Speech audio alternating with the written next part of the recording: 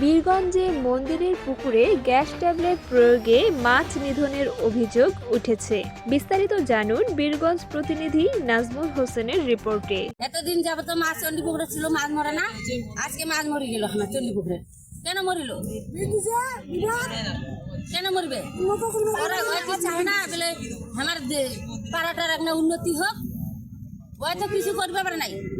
প্রতি ছেনায় তো বুড়া কমিটি বাদ হচ্ছে, নয়া কমিটি হচ্ছে।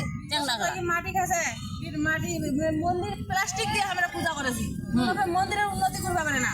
দিনাজপুরের বীরগঞ্জ উপজেলার মাকড়াই গ্রামে অবস্থিত শ্রী শ্রী চণ্ডী মন্দির সংলগ্ন পুকুরে গ্যাস ট্যাবলেট প্রয়োগে প্রচুর পরিমাণে মাছ নিধনের অভিযোগ উঠেছে। এ ঘটনায় এলাকাবাসীর মাঝে চরম ক্ষোভ দেখা দিয়েছে। মন্দির কমিটির বর্তমান সভাপতি উত্তম রায় বীরগঞ্জ থানায় 14 ডিসেম্বর রাতে লিখিত অভিযোগ দায়ের করেছেন। অভিযোগে তিনি জানান, মন্দিরের উন্নয়নের কার্যক্রমের লক্ষ্যে অর্থ সংগ্রহের জন্য পুকুরে মাছ চাষ করা হয়েছিল। গত 14 ডিসেম্বর রবিবার সকাল আনুমানিক 9টার দিকে পুকুরের পাড়ে গিয়ে দেখা গিয়েছে পুকুরের সব মাছ মরে পানিতে ভেসে আছে। তিনি ধারণা করেন পূর্ব বিরোধের জের ধরে পুকুরে বিষ বা গ্যাস ট্যাবলেট প্রয়োগ করা হয়েছে।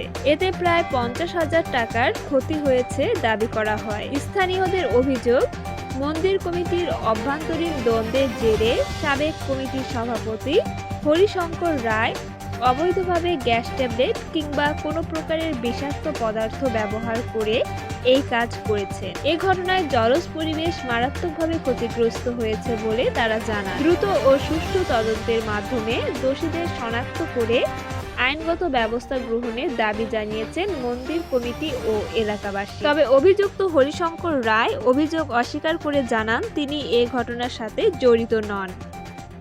5 নং সুজালপুর ইউপি চেয়ারম্যান মোহাম্মদ নুরুল ইসলাম ঘটনার সত্যতা নিশ্চিত করেন।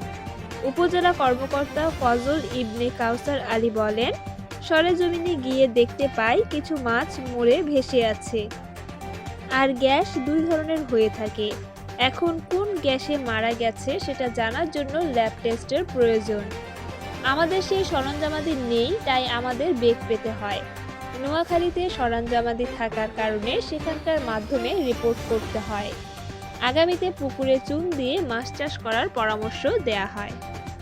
এ বিষয়ে বীরগঞ্জ থানার ভারপ্রাপ্ত কর্মকর্তা ওসি মোহাম্মদ সাইফুল ইসলাম বলেন, অভিযোগ পাওয়া গেছে, তদন্ত সাপেক্ষে আইনানুগ ব্যবস্থা গ্রহণ করা হবে। আমাদের সাথে থাকার জন্য অসংখ্য ধন্যবাদ। সাথে ছিলাম আমি শারবিন প্রিয়া।